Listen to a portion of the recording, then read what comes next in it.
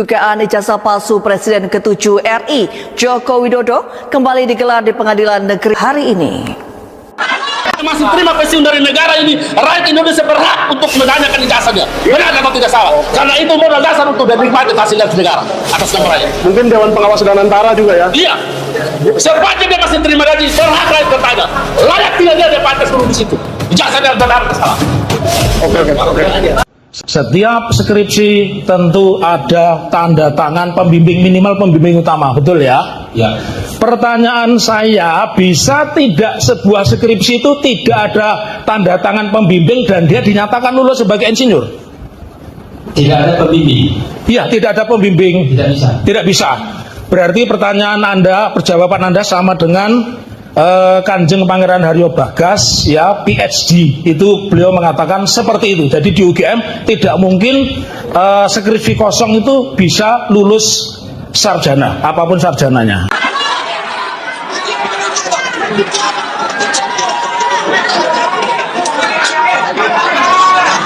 Sidang belum selesai. Kalau artinya di sini berarti Bapak meyakini bahwa Joko Widodo yang KKN di Ketoyan 85 tahun 85 itu adalah Pak Jokowi yang Presiden ke-7 Indonesia itu ya tadi ya? Tentang panggilan si cek ini Pak mungkin bisa diceritakan Bapak Ibu. Saya hanya ikut-ikutan teman-temannya kalau manggil cek. Jadi untuk lawak-lawaknya, pokoknya saya juga tidak berani panggil orang. Kita bukan teman ya, jadi hanya partner. Jadi hanya dengar saja. Cek. Dan satunya Mbak Ana, satunya Mbak Ijo, satunya Headshot. Headshot itu namanya juga nggak tahu sebenarnya. Memang bisa dijelaskan panggilan cek itu seperti ya. Ya namanya Joko Widodo ya. Nah kalau panggil Jok kan sudah biasa gitu ya. Pengen main daripada yang lain biar keren gitu ya. Cek gitu. Kami berempat yang memanggil Joko Widodo adalah Cek. Benar-benar Cek. Bukan yang lain.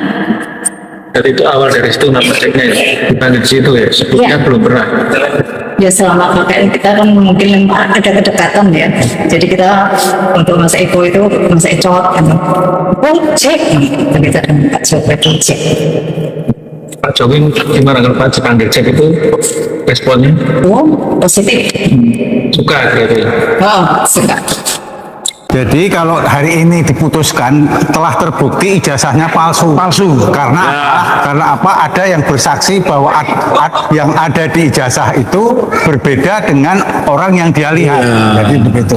Dan Pak Rujito juga sudah memberikan keterangan bahwa ijazahnya itu sangat berbeda dengan yang ada dimuat oleh Dian Sandi. Baik rekan-rekan media semua, hari ini ya. Oke, silakan teman-teman dari Kompas, dari iNews, CNN ya. Baik, kita nanti dimulai dari abang saya Pak Wirawan Adnan ya, silakan Bang. Ya oke. Bismillahirrahmanirrahim. Assalamualaikum warahmatullahi wabarakatuh. Satu hal kalau tadi ditanyakan biar dikawal ya. Oke, gugatan si LSI yang ke-1 ingin membuktikan apakah ijazah yang dimuat oleh Dian Sandi itu asli atau palsu. Hari ini telah memperoleh jawabannya, apabila tidak ada saksi lain itu hari ini telah memperoleh jawabannya bahwa ternyata itu palsu. Karena apa? Karena apa? Satu adalah dibuktikan oleh apa yang dibawa oleh saksi Pak Rujito mengatakan bahwa itu sangat berbeda dengan aslinya. Baik dari segi tekstur Pak Gurosono masuk, Pak Gurosono biar di sampingnya Pak telah disaksikan. Juga telah disaksikan oleh saksi utama saksi utama kita adalah King witness kita hari ini yang mengatakan bahwa apa yang dilihat secara langsung Pak Jokowi dengan apa yang ada di ijazah itu sangat berbeda orangnya. Baik wajahnya, bibirnya, telinganya, hidungnya, giginya semua berbeda. Sehingga bukan orang yang sama. Tujuan kami menggugat adalah supaya membuktikan apakah ini palsu atau asli. Hari ini telah terbukti bahwa berdasarkan kesaksian berdua adalah palsu. Apabila gitu. Dan kemudian jangan lupa polisi juga kita gugat hari ini juga tidak bisa menunjukkan yang disitanya, tidak bisa ditunjukkan. Sebetulnya kan tidak kesulitan apabila tergugat satu Pak yang diwakil tergugat satu Pak Jokowi itu adalah mengatakan masih pinjam, harus masih pinjam ke polisi. Lah polisinya kan ada di sebelahnya Sebagai tergugat empat, seharusnya kan mudah untuk diserahkan gitu ya. Jadi menurut kami adalah mengapa polisi kami gugat supaya tergugat satu tidak berkelit bahwa yang dokumennya itu sedang disita oleh polisi.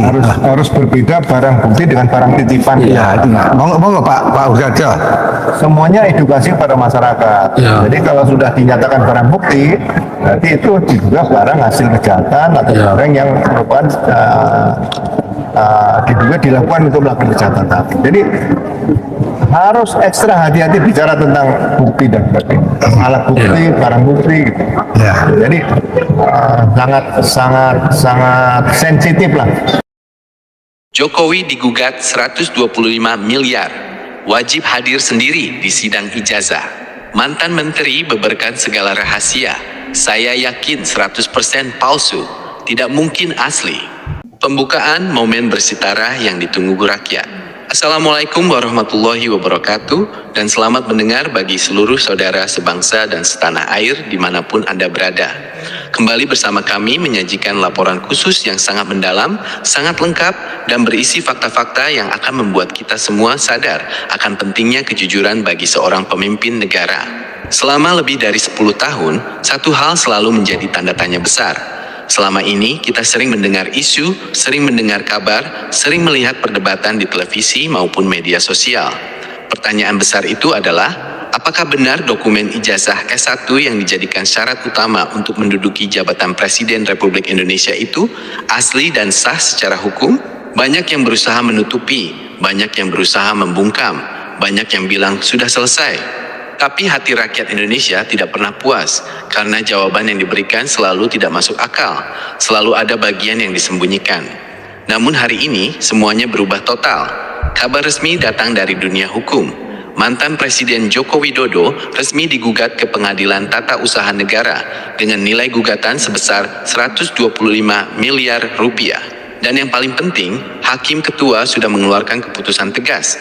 Dalam surat panggilan sidang tertulis jelas, tergugat Bapak Joko Widodo wajib hadir sendiri ke ruang sidang, tidak boleh diwakilkan. Beliau harus datang, harus duduk di kursi pesakitan, dan harus bersumpah menjawab semua pertanyaan mengenai keaslian dokumen pendidikannya. Lebih mengejutkan lagi, saksi utama yang hadir mendukung gugatan ini adalah seorang mantan Menteri Kabinet Kerja yang dulu pernah bekerja langsung di bawah kepemimpinan Jokowi. Orang yang tahu seluk-beluk pemerintahan dari dekat, kini berani maju ke depan dan berkata lantang, saya yakin seyakin-yakinnya, ijazah itu palsu 100%. Saya tahu alasannya, saya tahu buktinya, dan saya berani bersumpah. Mengapa beliau sampai berkata begitu? Apa saja rincian bukti yang diungkapkan? Apa yang terjadi jika Jokowi tidak datang? Dan apa dampak besarnya bagi negara kita nanti? Mari kita bahas semuanya sangat rinci selama 18 menit ke depan ini.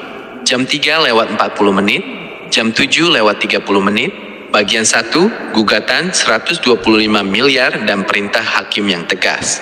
Kita bahas dulu mengenai gugatan sebesar 125 miliar rupiah. Angka ini bukan angka yang dipilih sembarangan. Tim hukum penggugat menjelaskan secara rinci bagaimana mereka menghitung jumlah tersebut. Nilai itu terdiri dari dua bagian besar. Pertama, kerugian material. Selama 10 tahun menjabat sebagai presiden, negara mengeluarkan anggaran gaji, tunjangan, biaya operasional, pengamanan, perjalanan dinas, dan fasilitas lain nilainya mencapai puluhan miliar. Jika syarat menjabatnya tidak sah, maka semua uang ini dianggap sudah terpakai secara tidak benar dan wajib dikembalikan. Kedua, kerugian moral dan kenegaraan. Negara Indonesia dan seluruh rakyat merasa dirugikan harga dirinya karena dipimpin oleh seseorang yang diduga menggunakan dokumen palsu. Dampaknya merusak citra bangsa di mata dunia internasional. Nilai ganti ruginya ditetapkan cukup besar agar menjadi pelajaran mahal. Hakim ketua yang memeriksa berkas ini terlihat sangat teliti dan serius. Beliau melihat bukti-bukti awal yang diserahkan penggugat ternyata sangat kuat, sangat lengkap, dan memiliki dasar hukum yang kokoh. Maka hakim pun menjatuhkan keputusan yang bersejarah. Menimbang bahwa perkara ini menyangkut kepentingan umum dan konstitusi negara, kami putuskan gugatan diterima untuk diperiksa. Dan kami perintahkan tergugat Bapak Joko Widodo untuk hadir sendiri.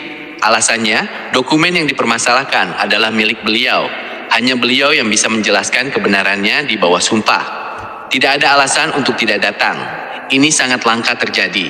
Biasanya pejabat tinggi dimudahkan, tapi kali ini hukum berjalan lurus. Panggilan sidang sudah dikirim resmi ke kediaman beliau di Solo dan Jakarta. Pengacara penggugat menegaskan, kalau Pak Jokowi merasa bersih, merasa ijazahnya asli, kenapa harus takut datang? Cukup bawa dokumen asli, cocokkan dengan arsip negara, beres masalahnya. Tapi kalau sampai tidak hadir tanpa alasan yang sah, maka secara hukum dianggap mengakui bahwa semuanya benar-benar palsu. Seluruh rakyat Indonesia kini menunggu dengan napas tertahan. Apakah beliau berani datang menjawab panggilan hukum ini? Jam 7:30 menit, jam 12:30 menit, saya wajib bicara demi kebenaran. Saya yakin 100% ijazah yang dipakai itu palsu, tidak sah, dan tidak pernah ada catatannya sejak awal. Beliau lalu menjabarkan 7 poin bukti kuat yang beliau ketahui sendiri. Pertama, tanggal kelulusan tidak ada dalam sejarah UGM. Di kertas itu tertulis lulus tanggal 15 Oktober tahun 1985. Padahal saya sudah cek kalender akademik UGM lengkap dari tahun 1980 sampai ke 1990 wisuda. Besar hanya dilakukan bulan Maret dan Agustus. Bulan Oktober tidak pernah ada acara wisuda. Mustahil lulus di tanggal itu. Kedua, nomor NIM milik orang lain. Saya dapat data dari arsip lama. Nomor induk mahasiswa yang tertulis di situ ternyata milik mahasiswa lain, laki-laki, berbeda jurusan, sudah lulus tahun ke 1982. Nomor itu dipakai ulang, diubah namanya saja. Ini rekayasa jelas.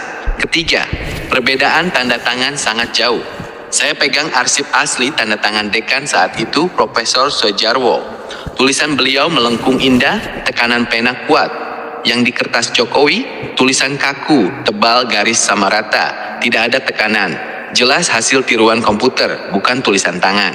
Keempat, kertas dan tinta belum ada di tahun ke 1985. Ini bukti ilmiah. Jenis kertasnya pakai kertas bersertifikat keamanan yang baru diproduksi pabrik mulai tahun ke 1999. Tintanya juga tinta modern sintetis. Tahun 1985, kertas masih agak kasar, tinta berbau khas. Dokumen ini baru dibuat sekitar tahun 2013 atau 2014. Kelima, data baru masuk sistem tahun ke 2014. Paling mencolok, di catatan server pusat UGM, data ini kosong sampai tahun ke 2013. Baru masuk tepat tanggal 14 Mei tahun 2014. Tepat 1 hari setelah KPU tetapkan dia calon presiden. Disisipkan paksa ke database agar terlihat sah. Keenam, tidak ada foto dokumen asli yang jelas. Selama ini yang disebar hanya foto buram, sudut miring, tidak pernah ditunjukkan langsung ke publik agar bisa dilihat jelas. Kalau asli, kenapa sembunyi-sembunyi? Ketujuh, saksi teman kuliah tidak mengenal. Saya tanya ke beberapa teman angkatan 1981 Fakultas Kehutanan. Mereka bilang tidak pernah ada nama Joko Widodo di kelas, tidak pernah lihat dia praktikum, tidak ada di buku absen, tidak ada yang kenal. Beliau menutup dengan mata berbinar. Semua ini fakta, saya siap sumpah di pengadilan. Negara kita tidak boleh dipimpin di atas kebohongan. Jam 12:30 menit, jam 15:40 menit, bagian 3. Apa yang terjadi jika terbukti palsu? Saudara sekalian, dampak kasus ini sangat besar sekali bagi masa depan Indonesia. Mari kita pahami apa saja konsekuensi hukumnya nanti. Pertama, jabatan dianggap tidak pernah ada. Secara hukum tata negara, jika syarat utama tidak sah, maka seluruh masa jabatan dianggap batal sejak awal. Artinya, selama 10 tahun itu negara seolah dipimpin tanpa dasar hukum. Ini hal besar sekali dalam sejarah. Kedua, semua aturan harus dicek ulang. Undang-undang, peraturan pemerintah, keputusan presiden, perjanjian internasional, sampai pengangkatan menteri dan pejabat, semuanya berpotensi cacat hukum dan perlu dikukuhkan ulang agar sah. Pekerjaan rumah negara sangat besar. Ketiga, wajib kembalikan uang negara. Seluruh penghasilan, tunjangan, dan fasilitas yang diterima selama menjabat wajib dikembalikan ke kas negara ditambah denda. Nilainya bisa mencapai ribuan miliar rupiah. 4. Tindak pidana dokumen palsu. Membuat dan memakai dokumen palsu itu kejahatan berat. Pasalnya jelas di KUHP, hukuman penjara maksimal 6 tahun. Jadi bukan cuma urusan administrasi, tapi urusan penjara. Kelima, pelajaran untuk selamanya. Ini menjadi tembok pembatas. Kedepannya, siapapun yang mau jadi pemimpin harus tahu, dokumen harus asli, data harus benar. Jangan harap bisa lolos dengan cara curang. Hukum Indonesia sudah bangkit. Jam 15:40, pukul 18, penutup, kebenaran akan menang. Sidang ini akan segera digelar dalam waktu dekat. Seluruh mata bangsa Indonesia, bahkan dunia internasional sedang melihat ke sini. Kita lihat sekarang, mantan menteri saja berani bicara karena buktinya sangat kuat. Nilai gugatan 125 miliar sudah ditetapkan. Perintah hakim sudah keluar, harus hadir sendiri. Ini bukan lagi urusan politik, ini urusan harga diri bangsa. Apakah kita bangsa yang menghargai kebenaran atau bangsa yang diam saja menerima kebohongan? Kita berharap di bawah pemerintahan Bapak Prabowo Subianto, hukum benar-benar berjalan tegas, tidak pandang bulu. Keadilan harus ada untuk semua orang. Kita tunggu langkah selanjutnya. Apakah Jokowi datang menjawab atau menghindar? Kami akan terus laporkan perkembangannya sampai tuntas. Demikianlah laporan lengkap 18 menit mengenai gugatan bersejarah ini. Terima kasih telah mendengar sampai akhir. Sebarkan kabar ini agar semua rakyat tahu fakta yang sebenarnya. Semoga Indonesia makin bersih, makin jujur, dan makin maju. Sekian dan terima kasih. Wassalamualaikum warahmatullahi wabarakatuh. Ya, halo teman-teman, selamat datang kembali di Dewa Politik, ruang dialog dan sarana informasi terpercaya bagi seluruh saudara sebangsa dan setanah air dimanapun Anda berada. Pada kesempatan yang sangat baik ini, kami hadir untuk menyajikan laporan khusus yang mendalam, terstruktur, serta berlandaskan pada fakta-fakta hukum yang berkembang di tengah masyarakat.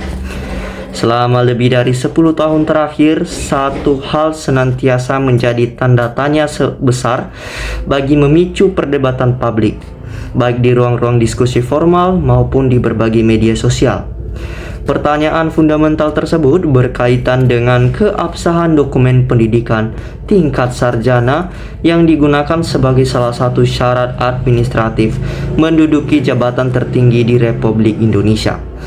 Meskipun berbagai klarifikasi telah disampaikan sebelumnya, sebagian besar elemen masyarakat merasa bahwa persoalan ini belum tuntas secara substansial karena masih menyisakan ruang keraguan.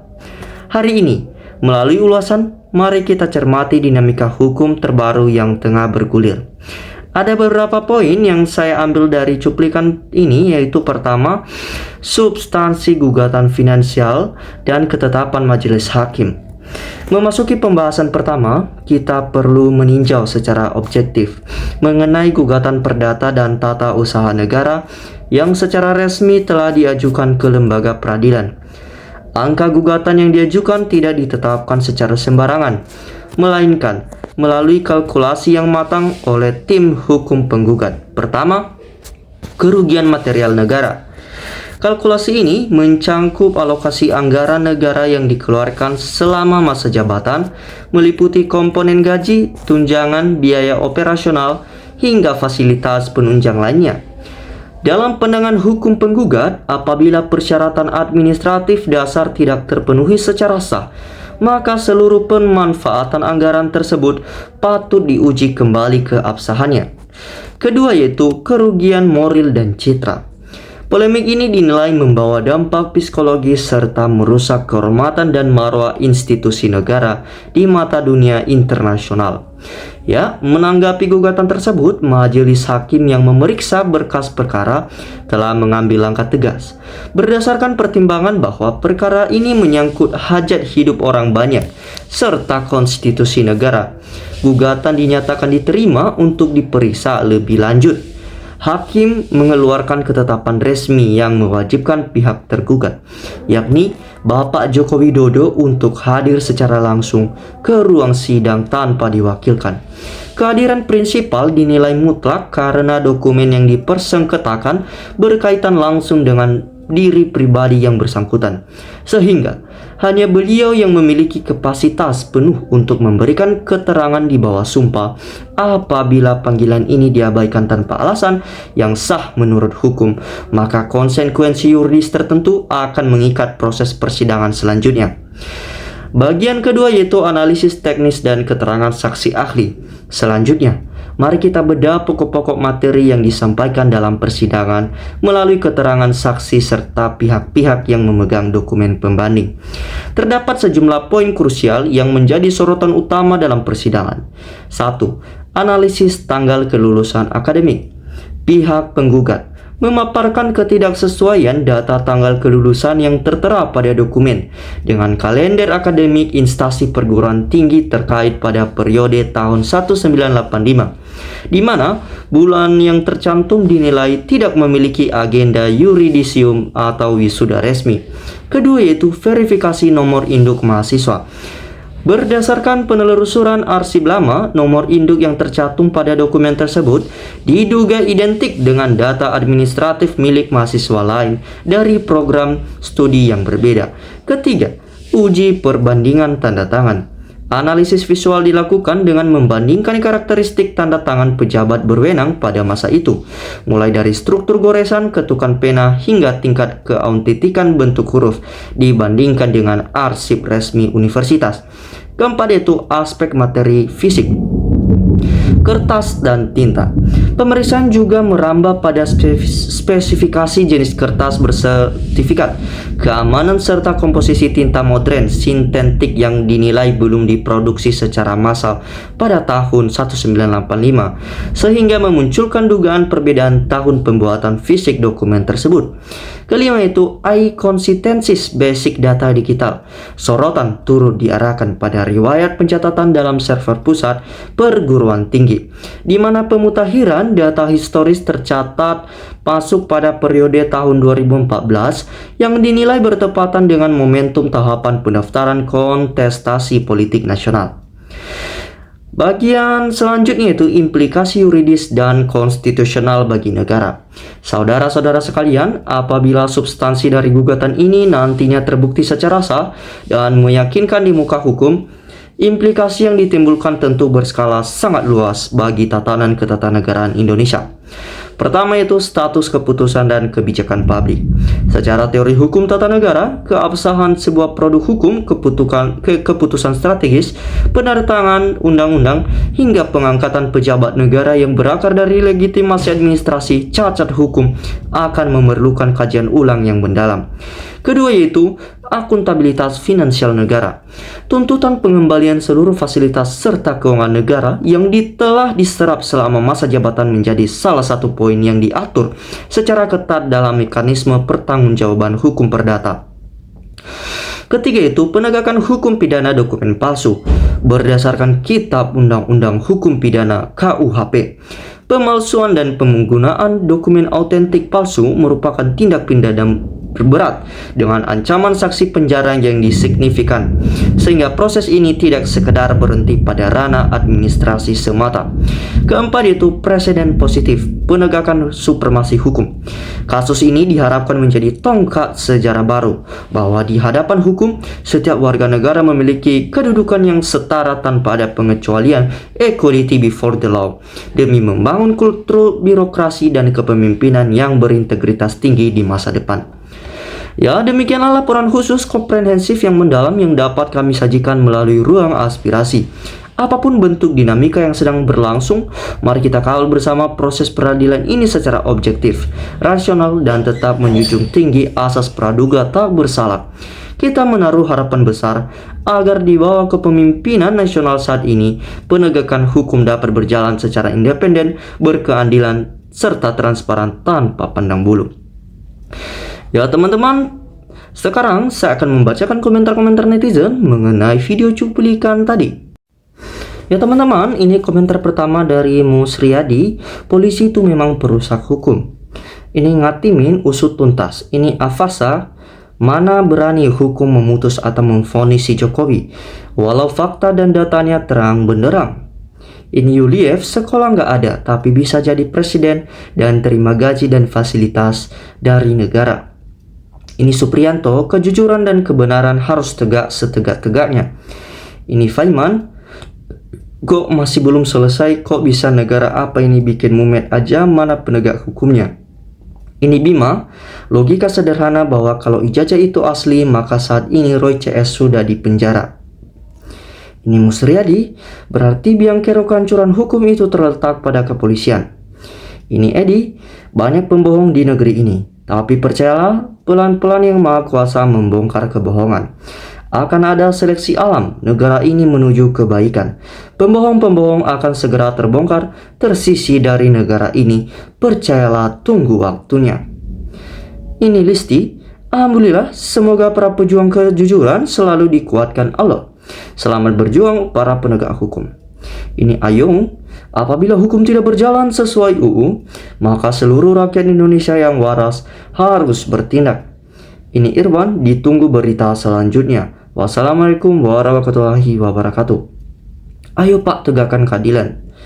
Ini Zaikal Islami, reformasi polisi seluruhnya dapat dan pecat semua pimpinan Polri dan isi dengan polisi yang berkualitas dan bermoral. Ayo Pak Presiden Prabowo, ini sudah terang benderang dan jangan lagi diam. Segera bertindak tegas, kami rakyat Indonesia di belakang Bapak demi kejujuran. Ya ini Kasman, alhamdulillah titik terang hukum mulai tampak, semoga seterusnya terus meningkat. Ini Iskandar, semoga pengadilan bisa jadi sumber keadilan.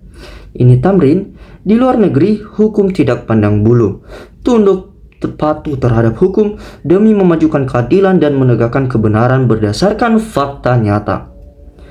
Ya ini Surya TV, alhamdulillah segera tuntas, rakyat udah sangat lelah. Kapan NKRI sejahtera, makmur, bangkit Bapak. Ini kabar breaking, setuju dinepalkan. Ini Musriyadi, alhamdulillah ada jawaban benar dan salah. Ini Abdul, usut tuntas kasus ini, apapun siapapun yang melanggar hukum, lehernya pasang tali ikat ke pohon. Ini Kasman, awasi Jokowi jangan sampai seperti si Velster menghilang. Ini Zainul Wardi, kalau Jokowi berani datang ke pengadilan, bakalan menceret ditanya kuasa hukum Roy dan Tifa, penggugat ijazah dan Pak Dr. Taufik. Ya teman-teman, demikianlah komentar-komentar netizen mengenai video cuplikan tadi. Terima kasih telah menyimak dari awal hingga akhir video ini. Salam NKRI, harga mati.